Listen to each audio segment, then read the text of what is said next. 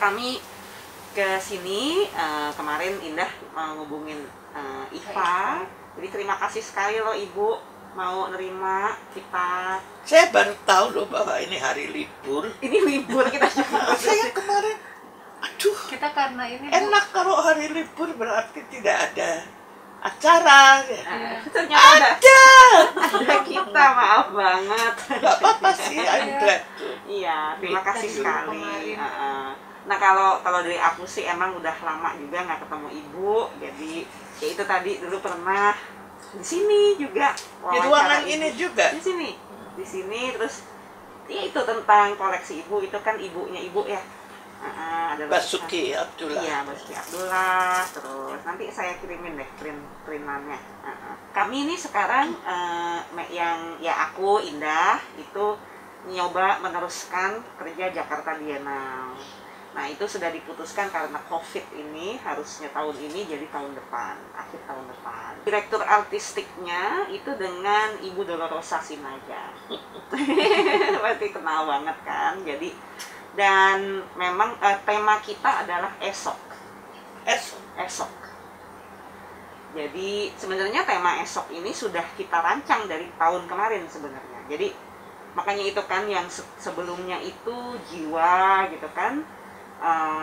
Nah kita tadinya mikir bahwa ini akan 2020 itu kan sudah memasuki dekade kedua milenium baru ya, dan ya dengan segala macam yang terjadi di dunia gitu ya, itu kami ingin mengajak seniman untuk memikirkan tentang sebenarnya ya bagaimana ya apa persoalan-persoalan isu-isu masyarakat gitu yang belum selesai, dan juga untuk kemudian di hari depan. Nah itu dengan seni, Dan mungkin tidak terbatas ke seni rupa aja. Tidak. Jadi terutama kemudian jadi intinya kami sangat membuka eksplorasi seni dan eksperimentasi seni di berbagai ya, terutama interdisiplin ya.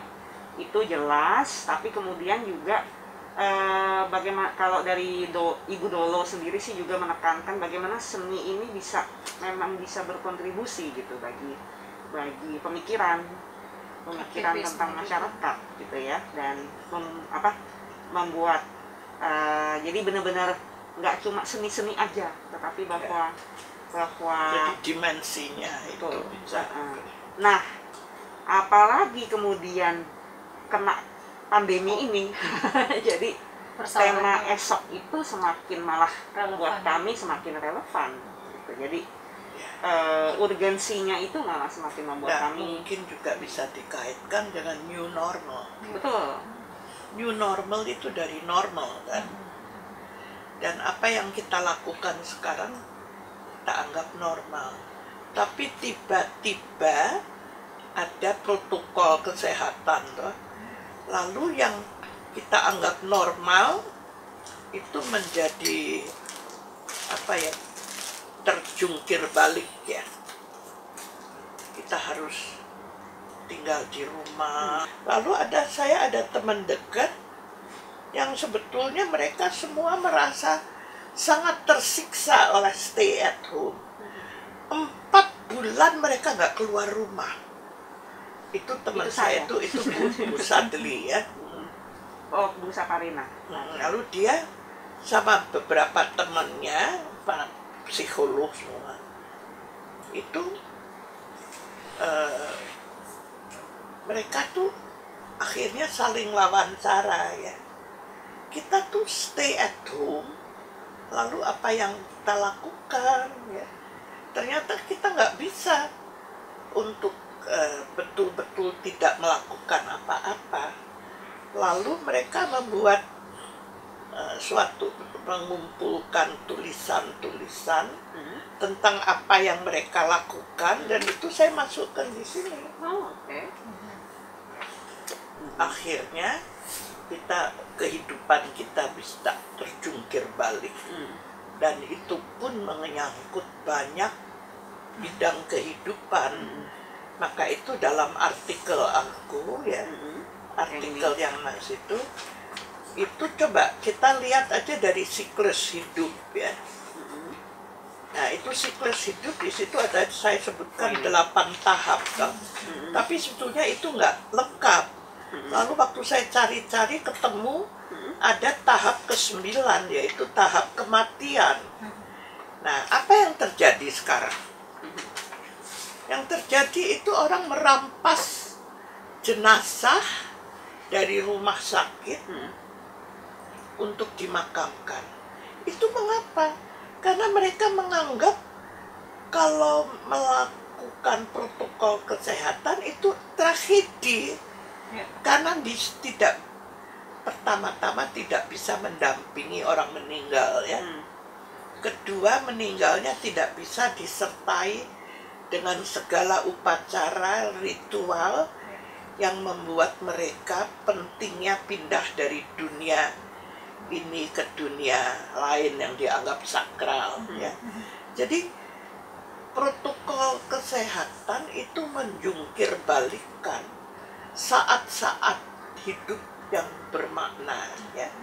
Jadi prinsip dari new normal itu adalah kembalilah ke hidup sederhana dan produktif itu.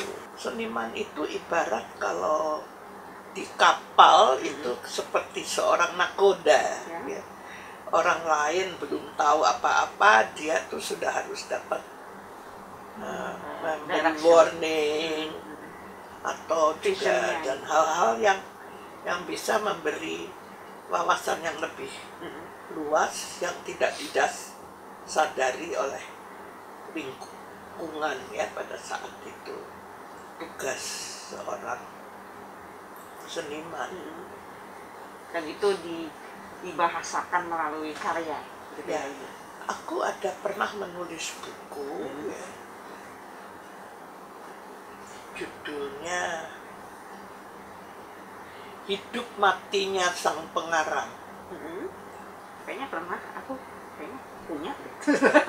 Jadi di situ saya masukkan karangan-karangan yang menjelaskan apa yang mesti dilakukan seniman, kira-kira begitu.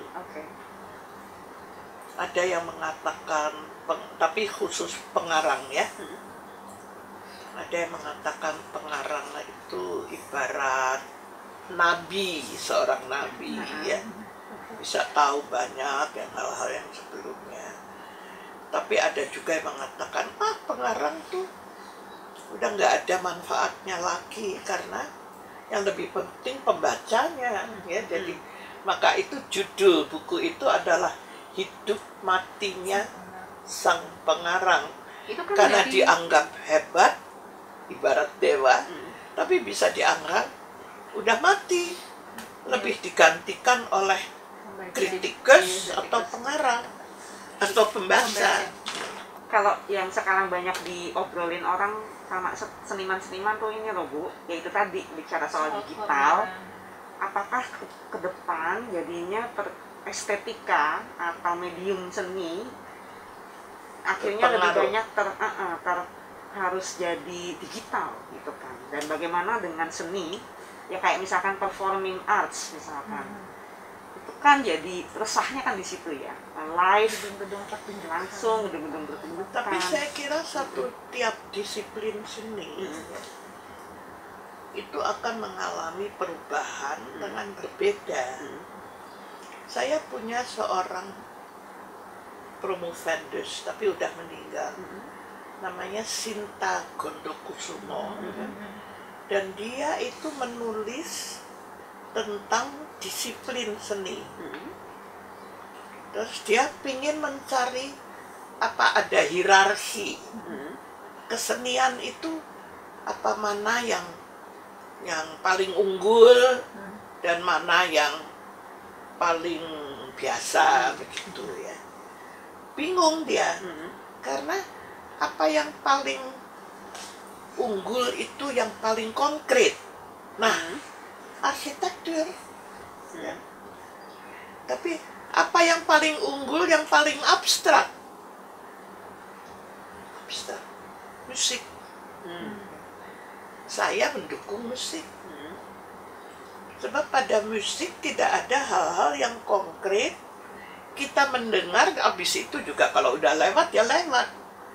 Tapi menurut saya itu paling dekat pada alam semesta yang tidak terhingga. Musik ya itu. Apa? Musik. Menurut saya. Kalau arsitektur ya itu yang paling konkret, yang paling membumi, dan paling kita perlukan ya untuk rumah ya. Fungsional. Ya semua orang perlu tempat tinggal. Jadi arsitektur. Tapi aku kan mencermis, maka itu aku paling sering bertengkar sama adik saya yang arsitek. Dan akhirnya udahlah, jangan kita mempermasalahkan selera. Karena selera itu semua tuh masing-masing dan itu hak asasi. Udah, baik lagi, bertengkar lagi. Kan seru, Bu. Bertengkarnya itu yang seru kan. Musik itu apa karena sensori ya? Enggak, dan dia Semua sensoris, sensoris. semua seni sensoris. Tapi sifat dari sense-nya mana, yaitu pendengaran kan. Kalau kita tuli udah nggak bisa dengar. Maka hebatnya seorang Beethoven, bisa tuli tapi masih bisa karya-karya agungnya itu justru. jadi mendengarkan di sini. Jadi ternyata tanpa pendengaran musik itu ada dalam jiwanya. Dan jiwa itu apa? Jiwa itu paling abstrak ya. Siapa pernah lihat jiwa coba? Nah oleh karena itu ya pertanyaannya itu tadi kan tentang pengaruh new normal ini atau esok ya pada tiap kesenian pasti akan berbeda, dan mungkin yang paling tidak terganggu atau terpengaruh mungkin musik. Karena musik kita dengar, kita bisa sendiri, apalagi dengan teknologi yang udah maju, kita bisa lihat aja ada konser di TV ya kita dengar aja. Lalu dengan YouTube, ayo diulang bisa aja ya. Tapi untuk seni rupa, aduh, saya nggak bisa tahu. Repot, Bu. Saya tuh ya, kalau lihat waktu itu di Galeri Nasional tuh pameran apa ya, itu kan ada yang kelihatan yang makin lama seperti makin abstrak lah. Itu pengaruhnya, dan itu syah-syah saja kalau menurut saya. Maka itu kalau bicara tentang pengaruhnya pada seni rupa, mungkin kita juga harus lihat pengaruhnya pada seni-seni lainnya. Kalau ruang digital itu sendiri atau virtual ini menurut Ibu gimana? Aku Ibu, paling nggak bisa jawab karena aku gaptek. tapi Ibu tetap menggunakan selama ini apa pengalaman Ibu dengan media digital selama ini gimana, Bu? Apa? Ya. Karena kalau kita aja juga udah capek Zoom. Udah capek. Ya, kan beberapa kali ya saya sudah harus mengadakan rapat atau seminar Online. yang Zoom loh ya. Istilahnya aku juga ada yang bilang Zoom, ada yang bilang webinar ya. Jadi saya tuh, dan saya nggak nyaman ya dengan itu. Saya benar-benar nggak nyaman. Tapi kemarin 17 Agustus kan juga begitu. Tiba-tiba di layar itu ada kotak-kotak kecil. karena Iya, split screen. hadirnya Oh, pakai itu seperti webinar kemarin ya bilang. Ya, dan saya tuh saya 17 punya Agustusnya track normal. ya.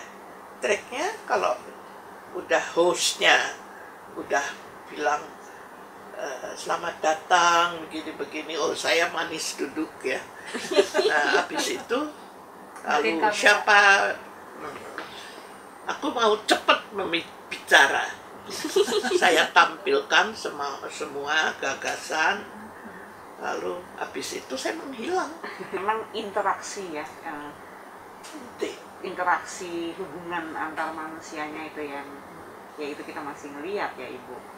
Digital itu kemudian Ya, nggak ya kita bisa nulis, kita juga bisa nelpon, kita juga bisa video call. Nah itu aja saya sudah harus dibantu kalau mau ngomong sama cucu yang di Stuttgart ya, atau cucu yang di Singapura ya, juga bisa. Tapi ya saya untuk ensiklopedia saya merasa harus ketemu. Kita tuh ada kebutuhan loh untuk ketemu. Maka itu ya yang saya angkat dari National Geography itu penting. We are not made for that. Kita tuh kalau ada apa-apa tuh maunya deket sama orang, ini malah nggak boleh kan? Lebih senang mana Ibu nulis paper atau essay gitu atau puisi Atau atau saja beda kalau atau beda artikel sering itu karena terpaksa ya, karena ada kewajiban untuk nulis untuk ini itu. Kalau puisi kan spontan. Jadi tentu lebih senang yang spontan. puisi. Hanya saja tidak bisa, tapi unpredictable. Jadi emang kenikmatannya berbeda ya, apa dan puisi Ya, lebih. kalau yang satu kewajiban karena harus, tapi yang satu keharusan karena nggak bisa nggak harus saya buat. Dan kadang-kadang buatnya di mana kebetulan ada amplop ya, amplop yang saya ambil tulis di belakangnya. Ya. Itu harusnya dikumpulin loh itu Bu. Apa? Harus arsipnya. Siapa yang harus menjaga itu ya susah. Ya kita bantuin. Too late. Well, tapi kan terekam dalam. Tapi sudah ini. Maka itu seneng banget udah dapat. Nah makanya aku tanya soal sebagai penulis gitu ya, sebagai pemikir gitu ya. Dulu itu kan ya makanya pasti perempuan yang seperti Ibu gitu ya, menulis dan kemudian mengambil filsafat dan wilayah pemikiran gitu kan sedikit sekali ya gitu. Itu tadi jadi editor, yang lain cowok semua gitu. Itu gimana rasanya dulu gitu. Dan mungkin ini saya juga nggak menyadari itu. Cuman saya ingat waktu saya ambil doktor filsafat ya, itu saya ingat mungkin siapa ya, Alphonse Tariadi itu menulis ini doktor filsafat pertama di Indonesia, yang promosi di Indonesia ya, yang promosi di luar sih ada doktor filsafat pertama di Indonesia. Di situ saya baru menyadari, oh rupa-rupanya I'm an exceptional ya case ya, di situ. Tapi saya tidak pernah menyadari keunikan atau apapun yang ada. Apapun yang saya lakukan saya anggap wajar ya, kecuali waktu saya belajar 4 tahun kedokteran udah sampai tingkat 4, terus saya lapor ke ayah saya mau pindah. Ayah saya hanya mengatakan, ini kekecewaan terbesar dalam hidup saya. Nah, kalau dia mengatakan begitu, tentu kan efeknya besar sama saya. Tapi ya saya tetap gigih.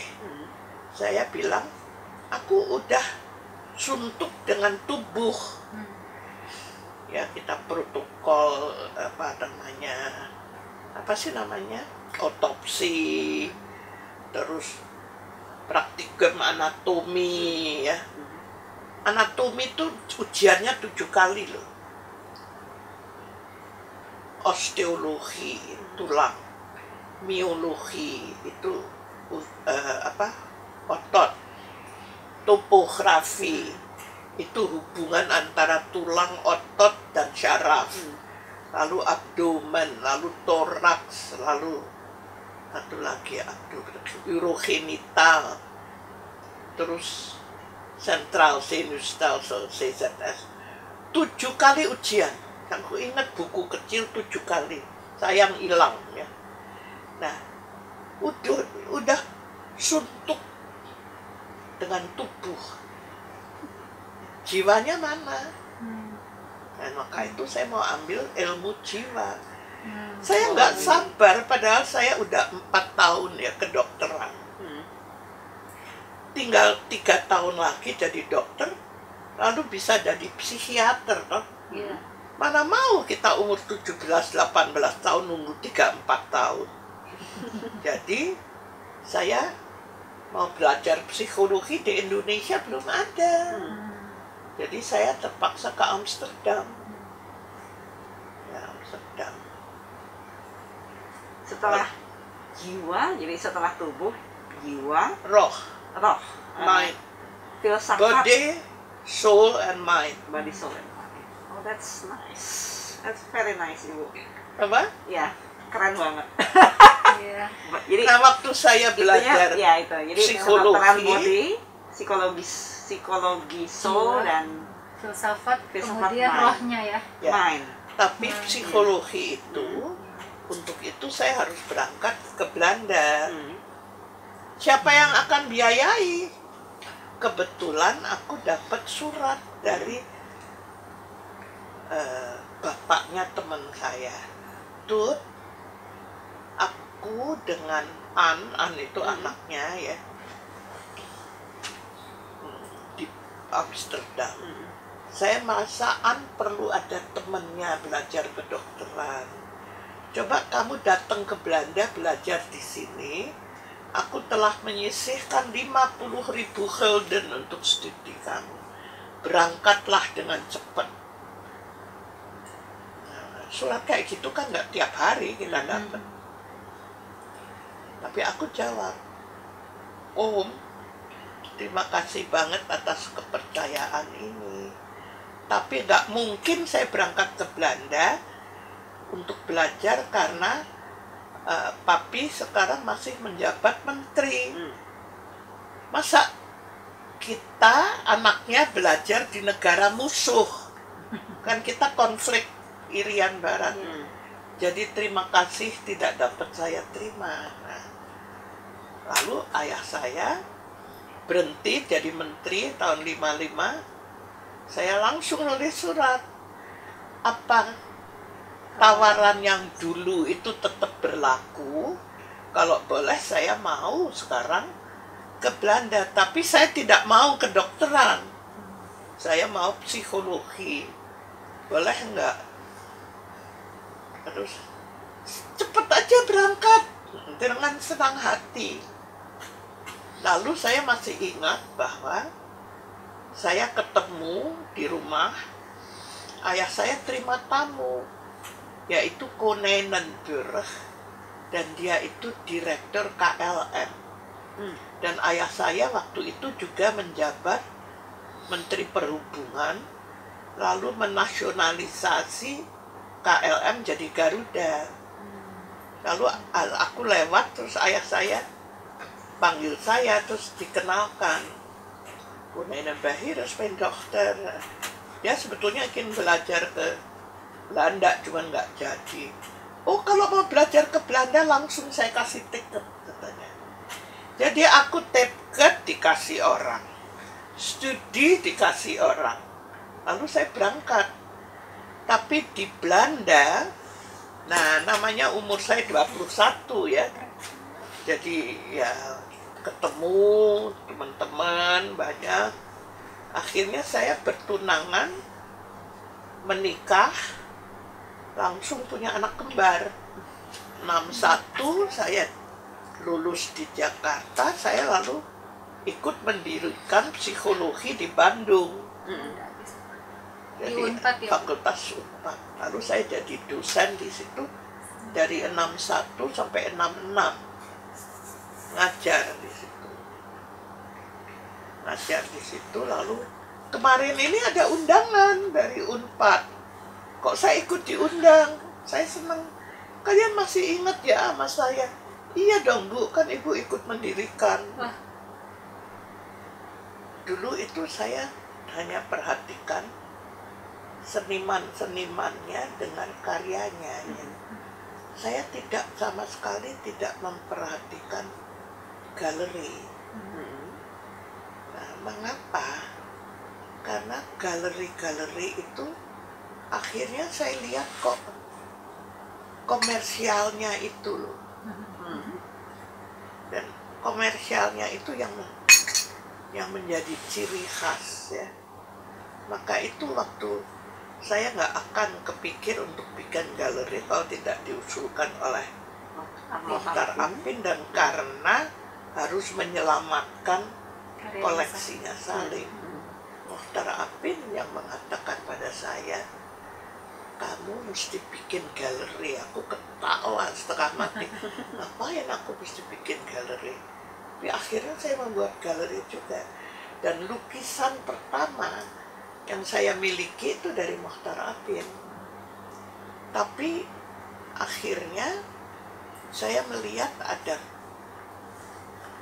kok koleksi saya sangat terbatas karena namanya saya juga bukan business person, jadi dan tidak kaya raya bisa membeli ya sebagai hobi atau enggak, tapi lumayan karena kenal ya. Antara lain misalnya Avandi itu saya cicil 10 kali. Setiap bulan supirnya datang nagih gitu. Lalu Sujoyono, Pak Jon. nah yang saya ingat Pak John sama istrinya siapa namanya tuh, Ibu Rose. Rus Pandanwangi. Mereka tuh kalau ke Bandung nginep di rumah saya di Bandung. Dan menurut dia rumah saya ada hantunya, tapi saya nggak pernah lihat hantu itu. Mungkin hantu itu hanya menghantui tamu ya, Atau menghantui Pak Jon. Pak John atau itu John. Karena dia melukis saya dan saya dilukis dengan 2 anak kecil, Minyi dan Cyril. Dan saya tuh udah sedih memikirkan bahwa saya akan studi ke Leiden, akan meninggalkan mereka minimal 2 tahun. Tidak akan saya bawa, karena saya bawa yang kembar, yang umurnya puber, itu lebih bahaya kalau ditinggal. Jadi yang saya bawa yang puber, Sita Endah, yang saya tinggal yang kecil, jadi dilukis. Yang saya bawa bukan mereka, tapi lukisan saya dengan mereka, bisa dilihat tuh. Lukisan. Iya, itu terkenal kok lukisannya Pak Jon, Ibu sama Pak Cyril. Ya, jadi itu Bagus sekali. lukisan itu ya. Dan lukisan itu tentu saya studi di Leiden, di kamar studi saya ya, saya pasang. Lalu setahun kemudian saya juga sempat mendatangkan mereka ke Belanda, ke Den Haag. Terus kita jalan kemana ya, gak ingat lagi lah. Mungkin ke Paris. Pelukis lain siapa ya? Udah banyak kan yang saya sebutkan. Kalau pelukis-pelukis seniman-seniman kontemporer ada nggak Bu?